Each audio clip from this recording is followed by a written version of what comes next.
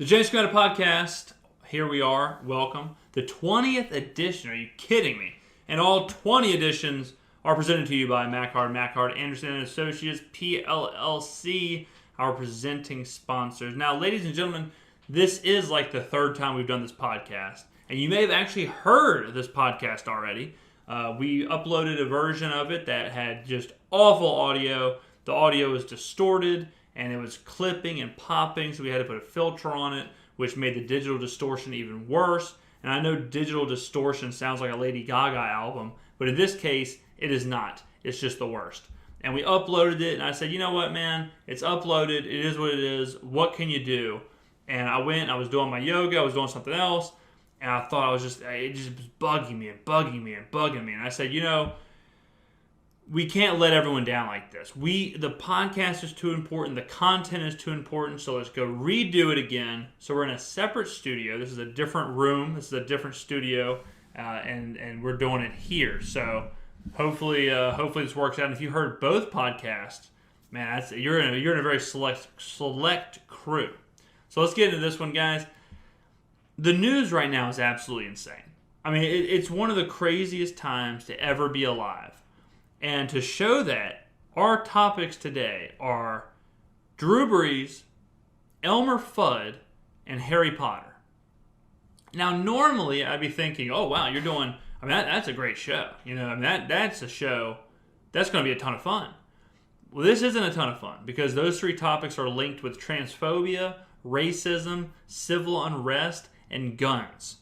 So we're about to go off the rails. This is about to be a roller coaster ride. Buckle up. Buckle in, kick back, put your feet up, and let me try and walk you through the insanity that is our world right now. So let's start with Brees, right? Let's start with Drew Brees. This story has really wrapped me into it. I've been all over this story. I couldn't wait to illuminate, I just couldn't wait to really dive into it. And I thought, you know, let's do a separate video. Let's do a totally separate Drew Brees video. And then I thought, you know, let's just let it rip. Let's not touch this thing with like kitty gloves. Let's not put some safety wrap around this thing. Let's just rip it and let's just get after it. So the Drew Brees situation. Let's start at the beginning, shall we? Drew Brees was interviewing with Yahoo Finance. Drew, hey bro, little heads up. Maybe next time decline the Yahoo Finance interviews. I don't know if you were kind of talking about your penny stocks or if there was a silver, platinum, gold trading diatribe going on, but Yahoo Finance did you no favors. Now's not the time. Let's stick with the big boys. Let's not go digging for the Yahoo Finance interviews. So in between talking about Brazilian coffee investments and whatever else Drew Brees has going on, whatever his portfolio has, they asked Drew Brees, in the landscape we're in right now, in the climate we're in right now, they said, could you see in the upcoming NFL season protests like the Colin Kaepernick protest? Do you think people will be kneeling for the national anthem? Do you foresee that? And Brees, for some reason, decided to just go on this answer where he said, look, I will never support protesters protesting the national anthem, kneeling for the national anthem. My grandparents served in World War II. So I'm never going to be about that. Now, as you can imagine, this was not received very well at all. If anything, it was received really poorly. Drew Brees got flamed by every talking head on the media, his teammates, LeBron James.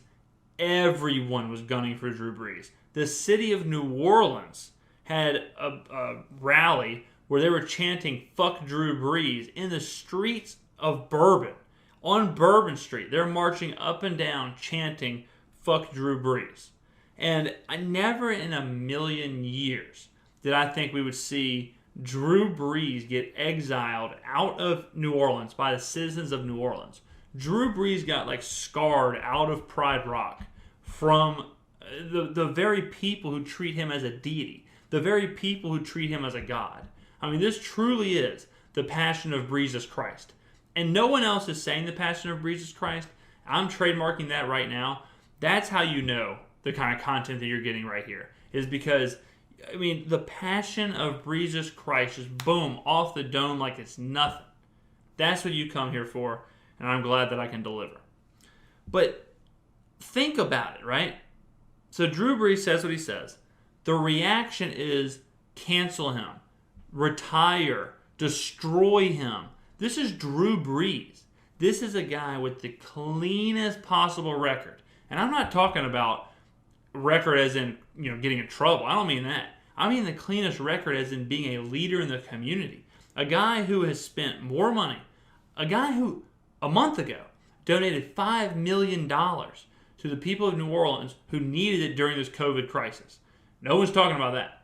This guy has completely enveloped himself in the community ever since the first day he got here or got there after Katrina. He is, or has done more for the city of New Orleans than any person living, I would say. So Drew Brees' track record is immaculate when it comes to this. Obviously not a racist. Obviously not a bad person. Do not tell the angry mob that. The angry mob just goes after him. Now, let's break this down first with Drew Brees' actual statement.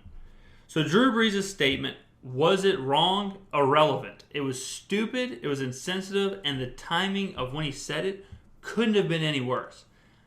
If you have been listening to the podcast for a long time or even know me personally, you know that my background's in PR and marketing. I can tell you from that background, if I was Drew Brees' PR or agent or anything to do with him, or if this wasn't even Drew Brees, if this was just some other person and I'm doing their PR and I read the transcript from this interview, I'm packing my bags, I'm buying a plane ticket, and I'm getting the hell out of here because I know it's about to be a complete shitstorm. So what Drew Brees said deserved backlash and was bad. It was the timing so bad. Drew, read the room. I mean, there's a time and a place to say things, right? Saying something that is okay, saying something that's not inflammatory, can be inflammatory in the wrong crowd or at the wrong time. You ever heard the whole laugh at a funeral thing?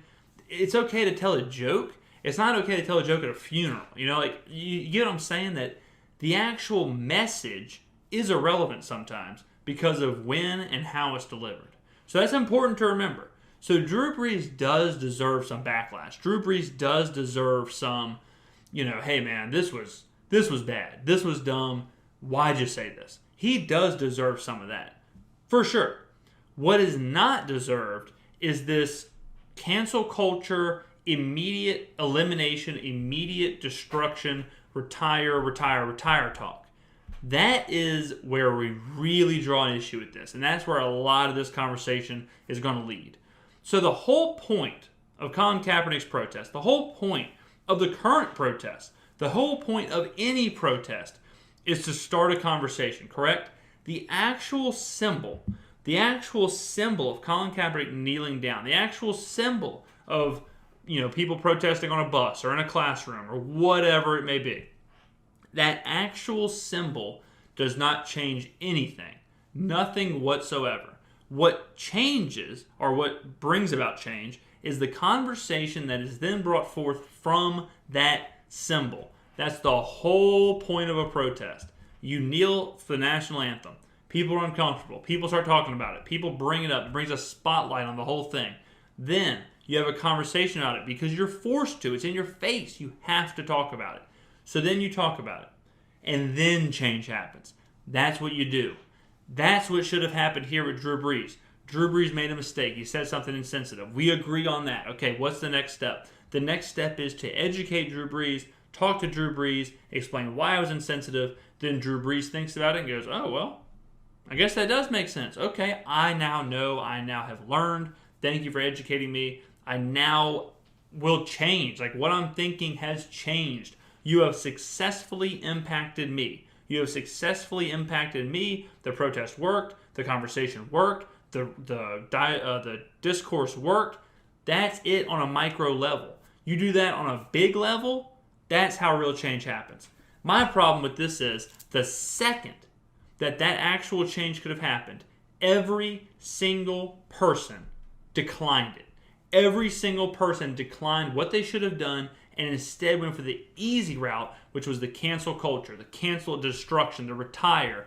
Asking Drew Brees to retire from the game of football because he said that he didn't agree with the protest is ridiculous. And the worst part is, it's the exact same thing that people hated whenever Colin Kaepernick got thrown out of the NFL, and a lot of people believe it was because of his protest, him kneeling for the anthem. Now, when it happened, I said, I don't agree with Colin Kaepernick on a lot of things. I don't think Colin Kaepernick is Malcolm X. I don't think he's Martin Luther King Jr.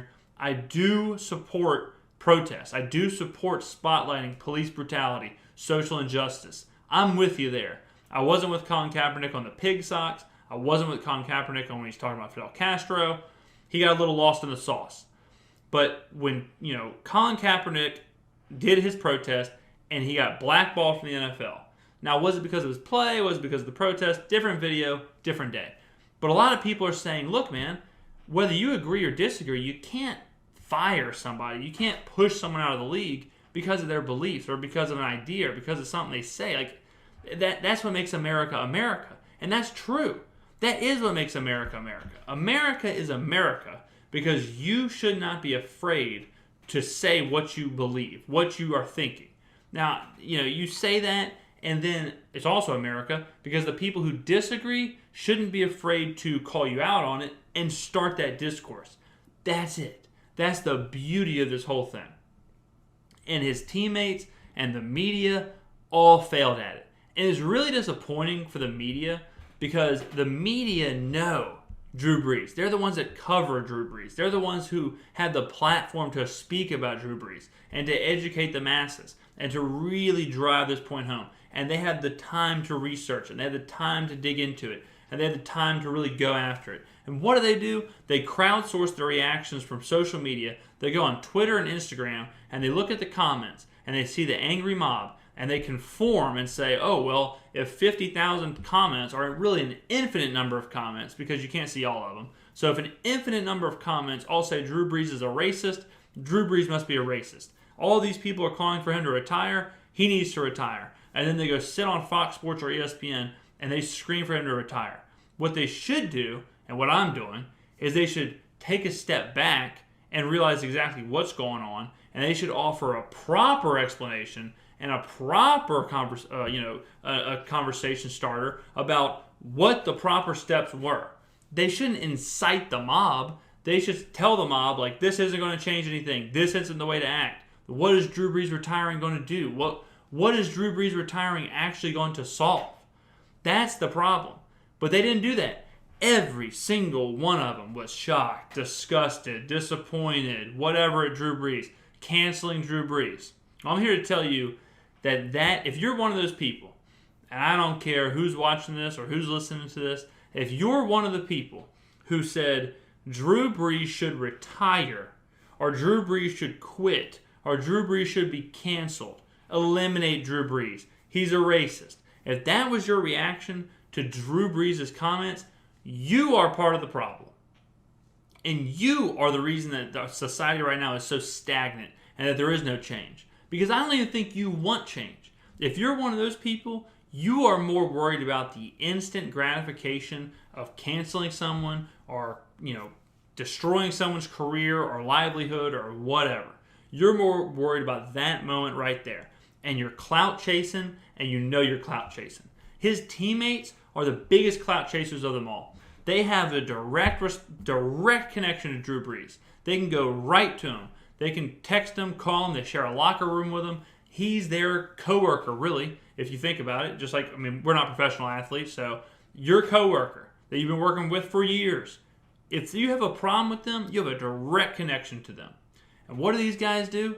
Instead of using their time and using their platforms to educate Drew Brees and to educate the masses, they go straight to Twitter and Instagram. And they start subtweeting Drew Brees or posting all these crazy tweets or Instagrams, or you're Malcolm Jenkins and you post some video telling Drew Brees to shut the fuck up, and nothing changes. So Drew Brees is stuck with the same ideals and the same thoughts, but he's getting lambasted for them. So what does he do? The same thing anyone would do. Offer some lame-ass apology that is completely unfounded because he obviously hasn't changed. He's the same guy. He's the exact same person. You think he's going to change in 24 hours? No, he's just saying whatever you want him to say so that you'll quit asking for him to retire. And then what do? Then we see people start walking back the hate. You start seeing the Michael Thomases and the Alvin Kamaras and whoever start saying, like, Drew Brees posts his apology. I'm surprised the image he used didn't have Shutterstock watermarked over the front of it or Getty Images over the front. It was the most like stereotypical. It was a black arm and a white arm clasped together, and it said, he basically just repeated what everyone was screaming at him.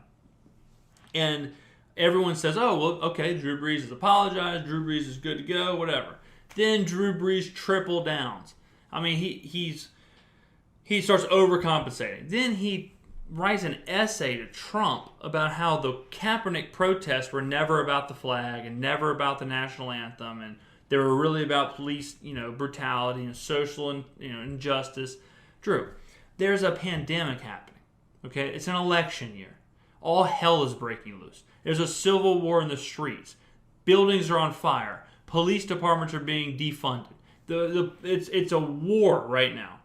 And you're going to take this time to get you on your megaphone and yell at Trump for a 5-year-old protest because now you had an awakening and you realize what it was really about? It makes Drew Brees somehow look even worse because now he's pissed off everybody. And then you go to the flip-flopping teammates and they're all quote tweeting Drew Brees' letter to Trump. And they're like, oh, this is my quarterback. This is my guy. I'd ride or die for this guy. This is my dude. I'd never sell him out. You just sold him out 24 hours ago. Your next earliest tweet, your tweet went from telling him to retire to saying that's my guy. Let's strip it all the way down, right? Let's say you're in your office and as you and 10 other people work there. And your supervisor or your boss or whatever comes down and says, we're painting this office. Y'all figure out what colors you want. And 9 of your coworkers say, I want blue. And you say, well, I want orange. And instead of y'all talking about it, your coworkers start sending emails to your boss saying he's toxic. He won't listen. He's hard-headed. We think he's colorblind maybe. I think he's an alcoholic. They just start destroying you. They start saying, we're not working unless he quits. We want him out of the office. And you're like, man, what the hell is going on? So then you tell them, like, look, guys, I didn't realize this was, I was not looking at this how y'all are. I was totally blind to this. I was very naive to the situation. I'll listen to what y'all have to say, and we can paint the walls blue. We can paint the walls the color y'all want. And then you start seeing them sending emails to the boss saying, you know what? This is my coworker. This is the kind of guy I want in the foxhole with me. This is the kind of guy who I want to work with. I would do anything for this guy now that he wants these walls blue. That's my boy. If it was me, I'd be like, what the hell is going on? What is this? What the hell has happened? You talk about have no clue what's actually happening. Is because that flip-flopping cancel culture, point the cancel gun at you and say, hey man, unless you say what I want you to say, you're done. You're over with. That is oppression at the highest degree. The absolute highest degree. I saw someone on Twitter saying that they will not accept Drew Brees' apology until he kneels for the flag during the national anthem. That is disgusting. That is like movie villain 101. If the opening scene of a movie starts with a villain enforcing their ideals on somebody and forcing them to do what they don't want to do or what they don't believe in, that guy's the villain. The movie is found out. That's a really good way to know who the bad guys are and the good guys are. Look, I'm a Catholic, okay? And I'm not saying that Catholicism is the correct way or the right way. It's just what I am. It's just what I believe in. If you're Buddhist, if you're Methodist, if you're Jewish, I don't care. Believe in what you want to believe in. Who knows what's right? Who knows what's wrong? Okay? But let's say I'm Catholic and I meet a Buddhist. And I tell the Buddhist, look, man, I'm not going to trust you until you denounce Buddhism and you come take Holy Communion over here. I would sound insane. I would sound like the most evil person in the world. That is crazy. I mean, that is bananas to even be in that mind frame of the only way I'm ever going to whatever, accept Drew Brees' apology, is to watch him kneel for the national anthem that he just told you he holds very dearly. That's evil. It really is evil. And that just puts into perspective the types of people we have out there right now. We have people who really want change. We have people who really want, a free society or a better society or just kind of a better society to live in. We actually do have that. And then we actually do have other people who are the exact kind of evil they are trying to rid themselves of. I mean, when I read it, I could not believe it. I really couldn't. And, the Drew Brees thing, people miss the point, I think, because then you hear people who will say, well, I agree with Drew Brees. I like the flag. And that's the exact kind of people who need to be educated on this scenario. People who are like, well, I respect the military. So, yeah, I do too. I'm with you. I'm with you, but that's not it. That's not what was going on. That's not what the protest was about. The protest was about using that time that a lot of people hold dearly to get a shock reaction and then to use that to spotlight police brutality. So it's not about Kaepernick versus the military. This isn't like the third Captain America movie where Captain America is fighting Colin Kaepernick in the 49ers. That's not what we're doing here. And that old rhetoric, that 5-year answer that Brees gave, maybe he was ignorant. Maybe he was naive to the actual situation. And he probably was. Because it's obvious that Drew Brees isn't like some flaming racist. So he really may have been confused on the whole thing. And, the military thing, such a lazy answer because, Brees says, well, I have 2 grandparents serving in World War II. It's like, well, what does that have to do with anything, Drew? On one hand, the protesters probably have grandparents who served in World War II. The World War II wasn't just an army of white guys. There was white, minority, all creed and color serving in the military in World War II. And when they came back from World War II, it was a very different America for those soldiers. White soldiers came back to parades and being a hero and white picket fences, and African American and minority soldiers came back to segregation. So both are patriots, both love America, both sacrifice their lives for this country, and both honor the flag, but that flag and that country are very different, or mean very different for those soldiers. So that has, on one hand, that has nothing to do with anything. Then separately, is Drew Brees saying hey, I know y'all's, police brutality and social injustice. I know that's a big deal, right? It's not big enough of a deal to disrespect my grandparents, though, you son of a bitch. That's what it sounds like on the other hand. And that's where I think the conversation should have happened with whoever, Malcolm Jenkins, I guess, and say, look, Drew, this is why it's insensitive. This is coming from my end. The last podcast, we talked about how right now is a good time for non-minority to listen because it's impossible to really know what they go through, what they went through, what life's like, unless you're that person. So this is a great time to listen and have that discourse. And that's exactly what Drew Brees should do. But you can't do that if the people are not willing to have the conversation. If they're so caught up in it that all they want to do is destroy, and all they want to do is cancel and end and, force their ideals on people, that will never work in anything, whether it's social injustices or police brutality or whatever the cause is. Nothing will change if you go about it like that. And to see not just the mob, not just this angry mob that forms on Twitter and Instagram, to see them just not do it there, but then to see all these talking heads do it and all the media do it, it's just gone way too far. I mean, it's like that with the whole protest. I saw in a protest or on Twitter or whatever that white people were apologizing, and they were apologizing by crawling on their hands and knees and kissing the feet and bowing down to this group of African Americans. And that to me is where you start to really push through and miss the point of the whole protest. That's not doing anything. That's this weird mixture of bad. That's not changing anything at all. Forcing Drew Brees to kneel for the flag or whatever is not what we want here. It should be simple. It should just be a simple education. And his teammates really should be ashamed of themselves. I mean, like Malcolm Jenkins, I had read that he talked to Drew Brees and then uploaded the video. Why? Why would you talk to Drew Brees? You have the chance to make the change. And instead of doing that, you go back to your house and make some video telling Drew Brees to shut the fuck up. What is that going to solve? You just talked to him. You just had the opportunity to change things. You just had the opportunity to make things better and to be the man that helped Drew Brees kind of learn what was going on.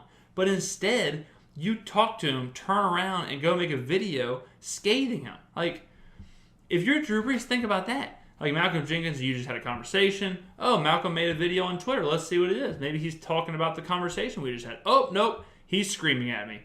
I have made a huge mistake. Let me get my Shutterstock account up. I need to find a picture of a black hand and a white hand ASAP. It's so bad. And it's not the America we should live in. Guys, look, I promise you that this cancel culture reaction, the only thing it's good for is keeping everything exactly how it is. It's not good for anything else. Canceling anybody who doesn't share your ideals is the foundation for oppression, is the foundation for injustice.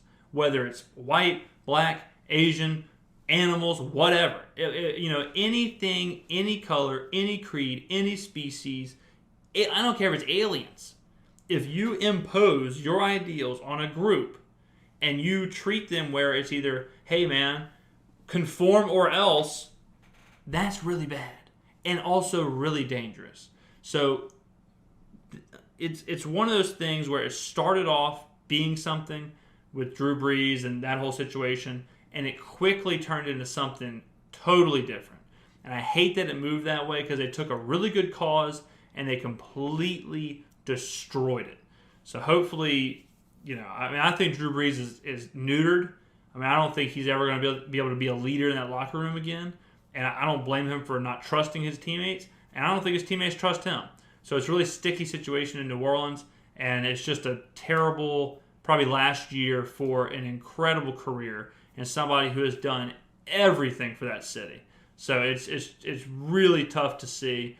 And it's unfair to everyone really involved that the angry mob somehow got their voice, heard at this level.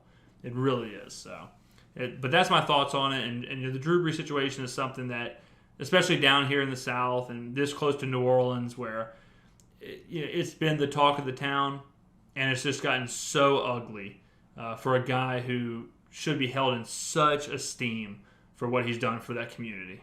Now, ladies and gentlemen, let me remind you, the show has, as like always, is brought to you by Mackhart, Anderson & Associates, PLLC. These guys are the best in the business, bottom line. I'm telling you that straight up, all right? Think about just where they're advertising, just where they're putting themselves in front of. They're putting themselves in front of you, probably the smartest audience in podcast land, in YouTube land, or whatever. These guys aren't worried about the old school billboard advertisements. I mean, the archaic, put some face, some mug up on a billboard. You're not going to hear from that guy ever. You're going to call. You're going to get some 23-year-old new employee who's just answering these calls. And then they're going to have the gall to tell you, one call, that's all. One click, that's it. What are you, in prison? Your tibia is sticking out of your shin. You just got sideswiped by an 18-wheeler. Your whole life is on the line. You got 3 kids. You don't know how you're going to feed anybody. You've been out of work because you can't walk. Your lungs are collapsing because you got T-boned. And you got to figure out your whole life, your whole family security, and they want you to do it in one call, that's all. I can't even order a pepperoni pizza in one call, that's all. I mean, look, if that doesn't sell you, which, shocking, but Mackhart, Anderson & Associates are the only firm in Mississippi that delivers 7-figure settlements. So let's review, shall we? And there won't be a test, don't worry. They deliver the absolute best. They care about you more than any of these other scuzzo companies who will give you one call or one click. They'll give you 10 minutes to figure out your life. Mackhart, Anderson & Associates, all intakes complimentary. Think about it. And They put themselves in front of the best audience on the best podcast. It's not even close.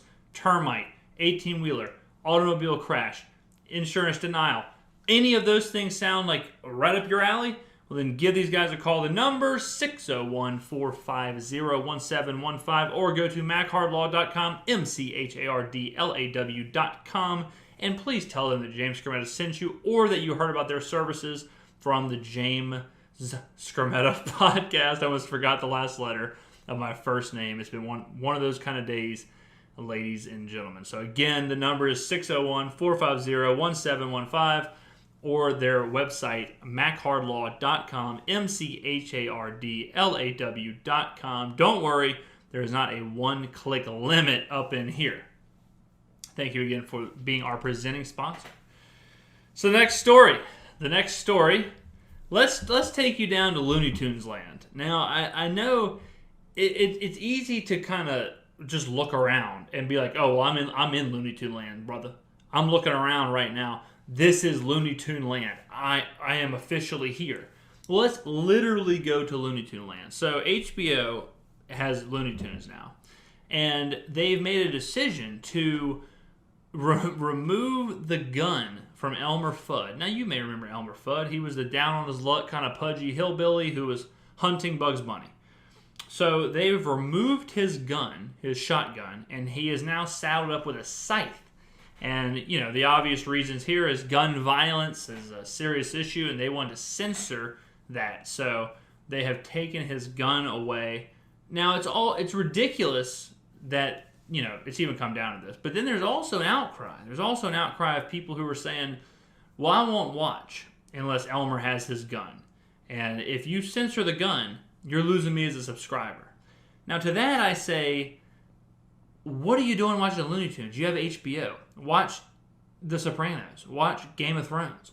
Do anything else. You don't have to watch Looney Tunes. Like, how is that your choice of television nowadays? Like, there's so much great TV. How is Looney Tunes what you've selected for yourself? And then on the other token, it's like, guys, there's a pandemic. There's a civil war. All hell is breaking loose.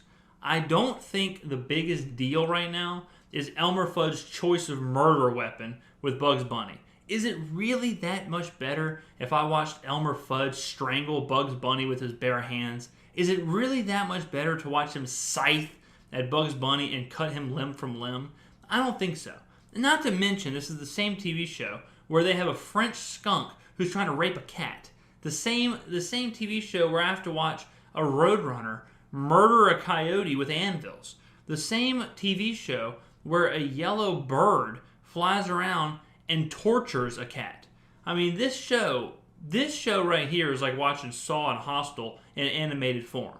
This is one of those shows where you watch and you can't sleep at night. I mean, how many times do I have to watch Wile E. Coyote smoke a stick of dynamite like it's a cigar, only for it to blow up in his face? And I think sometimes, like, I understand there's a correlation. I really do. I understand there's a correlation between what you see, what you do, all that stuff. But I just don't think people are going to watch Elmer Fudd hunt down Bugs Bunny and then say, you know what? I kind of like what Elmer Fudd has going on here. I'm going to go shoot up a school. You know, like, how many people watch an anvil get dropped on Wile E. Coyote and then decide to go drop anvils all over the public? You know, I mean, Acme Anvil Company is the highest trading company in Looney Tunes land. And I don't know anyone that owns an anvil. So I don't think in this case it's like the most correlated thing in the world. You know, whenever the characters are weird talking animals and, you know, they're with a questionable storyline, I don't think we need to look into the mean. I don't think you need to look into, oh, well, Elmer Fudd's using a shotgun versus a scythe. Is that really that much better? So the fact that this is even a conversation is mind-blowing. The fact that we're even in a place where HBO decides against the shotgun and to censor Elmer Fudd. I mean, not to be that guy, but I grew up watching all kind of stuff and never really bothered me at all. I mean, I watched Rocko's Modern Life, and Rocko's Modern Life, Rocko was a sex worker. He worked on a sex hotline. Like, I don't know, he was a kangaroo, I think. He was a kangaroo working on a sex hotline. I watched it a lot from ages, I don't know, 8 to 11, and never once during those years did I ever think about joining the occupation of sex hotline worker. I mean, you hear all these crazy stories about how Rugrats is about, miscarriages and all these insane stories, or Winnie the Pooh. You hear that Christopher Robin has some kind of schizophrenia, and all of the animals are imaginations, and all the animals are weird breaks in his psyche. It's like, man, damn, look, can it just be a tiger? Like, can it just be a tiger and a piglet? Can it just be the cartoon? Do we not have to intertwine it with these, like, insane political, ideology, or these insane conspiracy theories? Like, can I just watch this skunk try and match on Tinder with this cat? Can I just do that? Do I not have to, do we not have to do anything else? Can I just watch Elmer Fudd? Is that all? Like, Yosemite Sam is a 2-foot-tall rapscallion cowboy with a really big red mustache, dual-wielding pistols, 6-shooters, like he's in the Wild Wild West. I don't think Yosemite Sam is driving the sales of 6-shooter revolvers. He's just a character. No one's looking at him as their role model for a mass shooting. At some point, I think stuff doesn't mean as much as people think it does.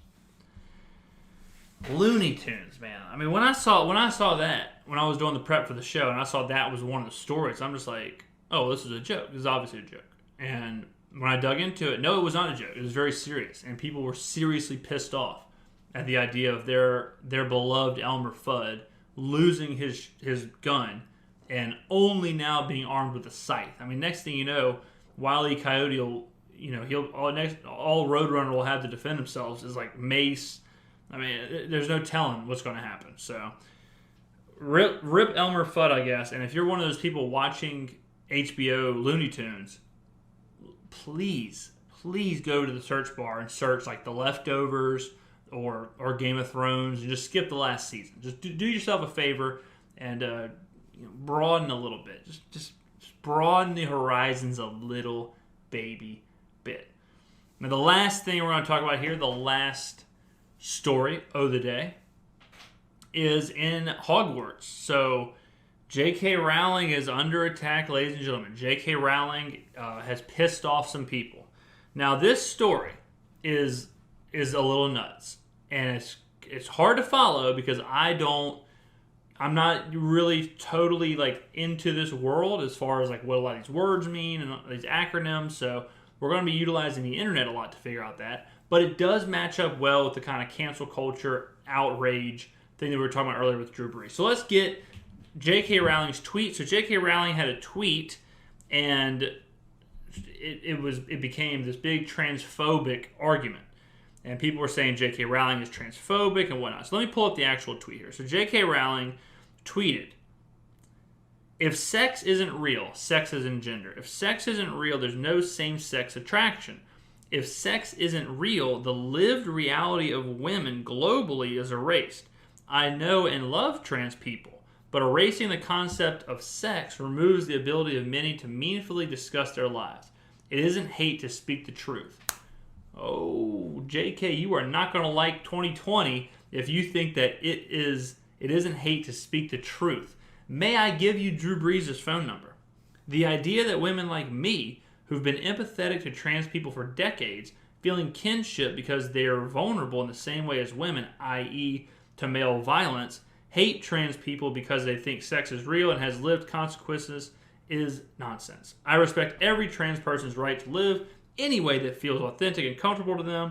I'd march with you if you were being discriminated against on the basis of being trans. At the same time, my life has been shaped by being female, so I do not believe it's hateful to say so.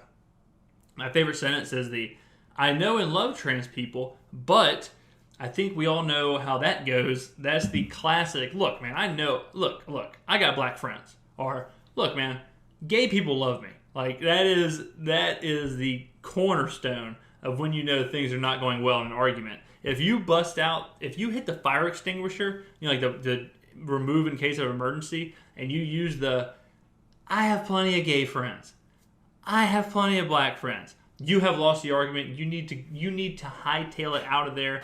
Things are not going well for you at all. I can promise you that. No one has ever utilized those two, any kind of phrasing like that, and won the discussion. So be wary of that. Now, people came out and said that she's transphobic and a TERF. And a TERF is a, oh man, I thought I had it memorized. Let me look up what a TERF is now. I thought I had it. I really did.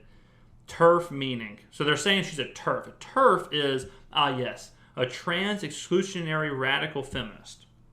I don't know what those words mean altogether. Now, I'm not going to sit here and argue what J.K. Rowling actually said. I don't know. All right? I just don't know. I'm not into the trans world enough to really understand even what they're talking about. A lot of what I read to you from her tweet might as well have been in a different language. But what I will say is the reaction of people is J.K. Rowling is a TERF, J.K. Rowling is transphobic, and cancel Harry Potter. Do not read Harry Potter, burn the books, destroy what J.K. Rowling has done. And that harkens back to the Drew Brees conversation. That is not the way to do it. That will never be the way to do it. The way to do it will never be. Because this person has this ideal to totally, which it's important, same with Drew Brees, the ideal is not this inflammatory hate speak. It's different if J.K. Rowling is openly hating a group or she's openly oppressive. Then it's like, okay, well maybe maybe we shouldn't be putting that kind of stuff out there.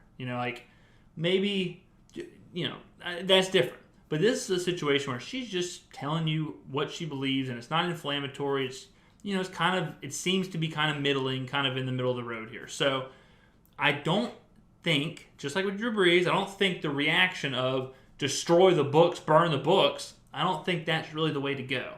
And if it's anything like the Drew Brees thing, all we're going to see is people say, look, JK, the only way we're going to trust you again, the only way we're going to read your books again, JK, is if you write a sequel within the next week. And we're going to tie you to this chair, but we're not oppressing you, we're just tying you to this chair. We're only going to trust you again and read your books again if you write a book within the next week. And I'm reading this letter in my mind, and the letter in my mind has those like ransom letters that all the letters are cut out from like magazines and they're all misshapen. You know what I'm talking about. And it's going to say, you have to write this sequel in the next week, and the sequel has to be where McGonagall gives Hermione a spell, and Hermione is going to give Harry Harry's going to transition throughout the book. And so Harry is going to transition from male to female in the book using McGonagall's spell that she gave Hermione, and Voldemort is in blackface. And they have to destroy Voldemort, who is a police officer in blackface. If you do that, J.K. Rowling, if you meet those demands, then we will trust you and we will read your books and everything will be good. That's pretty much where we're moving here. That's pretty much where we're pushing. And, it's just one of those things where you can, it's not, you don't have to go all in all the time. You don't have to say, oh, well, J.K. Rowling has a different opinion than the trans group here. Okay, let's see here. Yep, let's go ahead and cancel Harry Potter. People are, in the comments and all that stuff, are just replying with, Harry Potter sucks. It was never that good anyways. It was never this. It was never that. Boycott it. And then you have people who are comparing Harry Potter to right now. Oh, this is where things get dangerous. So they're saying, oh, well, Harry Potter's 4,224 pages, and not once is there a mention of a lesbian. Why? What's up with that, J.K. Rowling? And I'm thinking, well, that shouldn't be a prerequisite. You shouldn't have to be like, there has to be some lesbian action. There better be some hot lesbian action in this children's book, J.K. Rowling. You got 4,000 pages to do it. I want lesbians. That doesn't have to happen. You don't have to tick every box. Every story doesn't have to have a prerequisite check of, is there a lesbian? Is there trans? Is there this? Is there this? Is there this? It can just be a story, And not to mention, it was written in the 90s. If you took a time capsule and went to the 90s and said, hey, all my people were trans rights, let's go over here, let's talk about trans rights. you'd get a lot of blank stares because not a lot of people in the 90s knew what the hell was going on.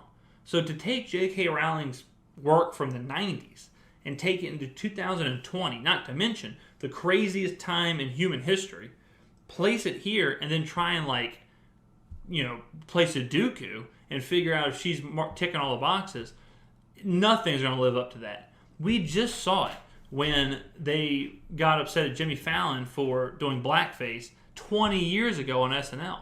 Now think about this.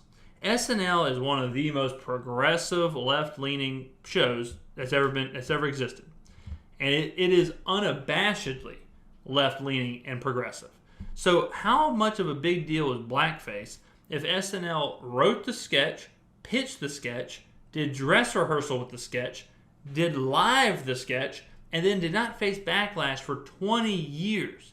How really big of a deal was it? It is incredibly dangerous to try and take existing ideals right now and place them on anything in the past. We see this all the time, like with John Wayne. John Wayne got in trouble for homophobic remarks. Of course John Wayne had homophobic remarks. It's John Wayne. So people that do that, and Fallon apologized. And if you haven't seen it, the sketch is Fallon's in blackface. He's playing Chris Rock. And, I read the SNL book, and in the book it talks about how much prep goes into these shows where you pitch a sketch, the sketch, you do a table read, people basically vote on the sketch, then Lorne Michaels puts together the sketches, then you have to rewrite the sketches and kind of nail them down, then you have to do them a dress rehearsal. If they're good enough at dress rehearsal, then the sketch gets moved to the main show. Jimmy Fallon had to go get makeup put on. He didn't just do it himself. Jimmy Fallon didn't just pop up out of the bottom of the stage and do blackface and run off like a demon into the night. It was all a planned thing. Every step of the way, every check, it was okay. So people now, 20 years later, telling Jimmy Fallon, hey, you need to apologize, it's crazy. It's crazy. It doesn't hold up, and you can't do that. J.K. Rowling, what she said it yesterday. So take that for what it is. But don't turn around and be like, oh, yes, J.K. Rowling did say something transphobic. Also, did you know that there's no lesbians in Harry Potter? What? Who cares? Harry Potter is a separate thing. It's like Chris Brown. Do I like Chris Brown? No. Do I think Chris Brown's a good guy? No. Would I want to have a drink with Chris Brown? No. Would I want Chris Brown to date my daughter? No. Can Chris Brown dance? Hell yeah, you can dance. You can separate, things. Michael Jackson, serial pedophile. Does that mean that we need to eliminate Thriller from everything in the world? No. You can separate it. You can move it around. J.K. Rowling, whatever her tweet said, there's no point into going through the halls of Hogwarts and begging for people to transition. We don't have to take Wei Wu from Ravenclaw. That also is getting backlash. The idea that the one Asian character was named Wei Wu, people didn't like that very much.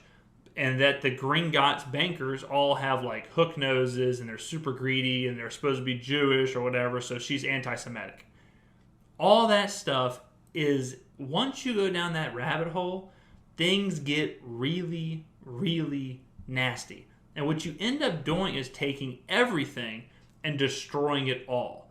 And everything just becomes gray. Everything just becomes the same. Because nothing can be different, because if something's different, then it's missing something or didn't include somebody or was hate speech or was negative or whatever.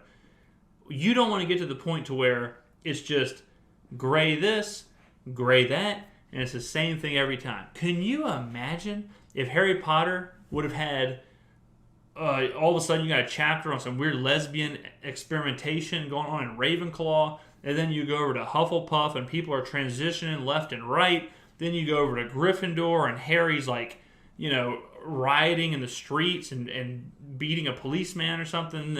Then you go over to Slytherin and they're defunding the security at the school. You don't want that kind of story. So, again, I'm not here to argue about is what she said transphobic, is what she said this. Not interested in that. Not touching that. Okay, I'm not well versed enough in that, I'm happy to listen. Happy to listen, but I will not be offering my personal ideals on if J.K. Rowling is in fact transphobic.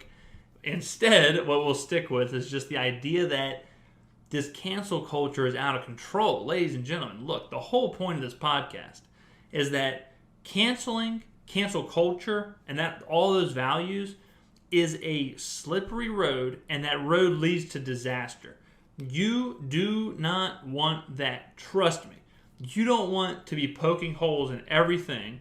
You do not want to be making sure everything is PC. You don't want to be making sure everything's, inclusionary. You just want things to exist. Everything doesn't have to fit the 2020 mold. Everything doesn't have to fit, and by everything, I mean literally everything. People are going back, Harry Potter, Jimmy Fallon, blackface, John Wayne. Everything doesn't need to be the same. And if things aren't the same, the reaction shouldn't be wipe it off the face of the earth. Pointing this cancel cannon at people and trying to destroy people, destroy things, remove things from existence or history, that is not the way to go. And I think a lot of people understand that. Even some of the protesters right now are speaking out against like the looting and speaking out against some of the stranger things happening. Like I mentioned, the washing of the feet and the kneeling and the bowing and it's all just gotten super convoluted. And the worst thing, and we'll end on this idea, is that the worst thing is that it's taking the opportunity for a really good message and it's ruining it, it's muddying it because it's just too much. The protest right now, a great thing. Muddying it with the weird white guilt and the oppression of saying, if you don't kneel in front of the flag, we're never going to accept you, we're never going to accept your apology. Those things, all of a sudden, they intersect at some point, and people just get fed up with it. People just say, I can't deal with it anymore. I don't understand. I can't listen to it. It's not making any sense. It's too much at one time. And that's what these angry mobs do. And eventually, everything will just go away. You'll go from J.K. Rowling, you'll go from a great discourse on being transphobic to all of a sudden then you'll deal with, now we're talking about was Peter Pettigrew, transitioning or not, and should he be? And then when you're reading that, you're just like, okay, well, I've missed the whole point here. I don't know what the hell we're talking about. So be careful if you're out there and you are protesting. If right now you're passionate about what's happening, good. Be passionate about what's happening. Critical thought, critical thinking is the best thing in the world.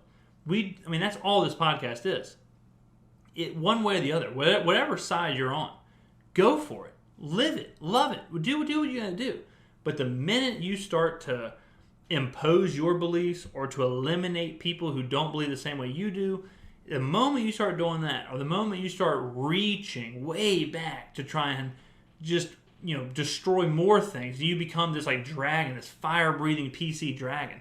If that's what starts to happen, check yourself before you wreck yourself and think about why you're protesting and what the hell you're even protesting for. At some point, it loses the meaning. Do not lose your meaning. Do not lose your meaning. So that's going to be the show. Again, guys, thank you very much for listening. This has been a crazy day of doing this over and over and over. But, it is what it is. So hopefully this works out. Hopefully this goes through. And thank you very much for listening or watching or whatever. I do appreciate that. Take care of yourself, guys. This time is a really tough time for a lot of people. A lot of people are going through a whole hell of a lot with the pandemic or being unemployed or the riots or, race relations or anything like that. And just mental health and your own number one is so important. So take care of yourself. If there was any time to be selfish, it's right now. It's obvious that when push comes to shove and stuff hits the fan, it's just you out there. And if you can't be happy with you, if you can't be happy in your own body or your own world or your own mind, it's going to suck. So worry less about Cedric Diggory completing the Goblet of Fire to transition, and worry more about your own happiness and your own mental well-being. So that's a little and that's my TED Talk. So thank you again, guys, for listening. I appreciate that. And I'm going to go edit this again, publish this, and I hope you have a fantastic week. And I will see you next time here on the James Skrmetta Show.